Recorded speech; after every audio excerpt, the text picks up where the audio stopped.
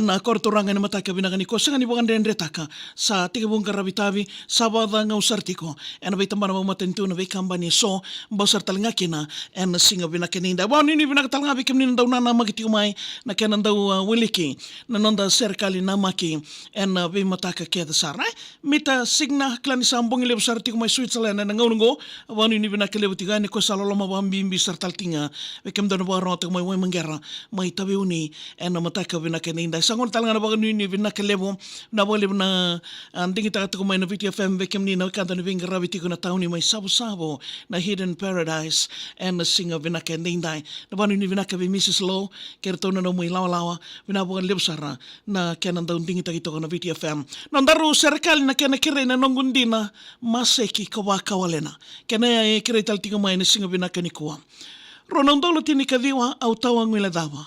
Februari tini kalima na kena mataka. Wakamode na ilako-lako mai na koro turanga ki lautoka e na ngaravitavi wakadakadaka. To sutu na vingaravi na esa sa wagara. Veiwali ke na lasa sa kamida ni suka walenga. Na nomu veiwali ang daw chiloma saranga me daka wakadawa maseki ni ndaru daka watanga. Nongungaw na ngalala ko abe sureti mai. E nandona biloti kata-kata kena mandrai. Matai ni ngauna mendaru sabe rai. Budini sarakina na vekilai. Sasa ko nawanga ni wendomoni. Kena kamida sa wakawale ng unuloli. Nangundi na maseki sa tiki misoli. Kawoki talevi kina e na singa kina mongi. Au waka iyo e na weka kede konganrewa. No muonga kede au senga ni soreva. Tawakilai ni kombadhani au wali lelewa. Kondomonia walenga me walitu ni nomulenga. Darubenga rabi watanga enandona korni buli. Nangundi na vei ko maseki e tawabuni. Kondau sau matu ongori ena vedun rubi me yumbi walenga ni nomu vei kaboni. Sareki ni buli ko ngande kisuwa ko kaya ni ndua na nomu ituwa. Irana reidi ko era ngai maitukuna. Iko kekerua na rumu saumi e nausori nraunduritu e tumba. Tarungi ko konga idha kitaka, ko kaya niwe kamundina sara.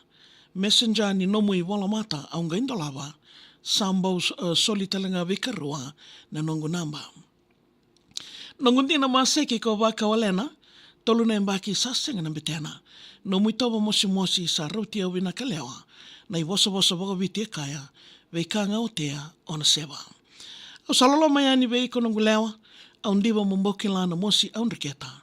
Na wosa na yasana, no mokoro kona lemba, modere maseki, isa nina ida talembeka.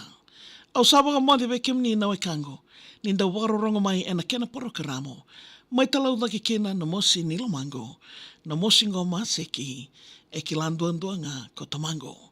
Peni sautoka vina wakan lebsara, na serikali mai dingomi roti kana mataka vinagani koa ena nondaru iwasen ngauna ni wakata na musal ni kakamura kena VTFM ko ningole dawa na namagitaltiko na moni tini mada ketumai wala mai na mu serikali gayom bito mai ena VTFM rotolundua na wai mani road soba ka kotalanga ningole dawa ranyo bola rotaltinga mai dono na mu serikali ni kena wakana numitu na nanda tungalala ena ndotal na kena yang baki vinaka ya na bola mai ngo okotawai ya bikim ni ndo boting mai ndana na magito kena wala rato may na serikali ngayon bito may na email maria@vtfm.com.fj moniti nga na patabango may mama ni diwa ratalangan na siya na Facebook page na VTFM rangota talikina kanda undo po diti kumakin na musal ni kakamuraki na VTFM ni wasin nga na ni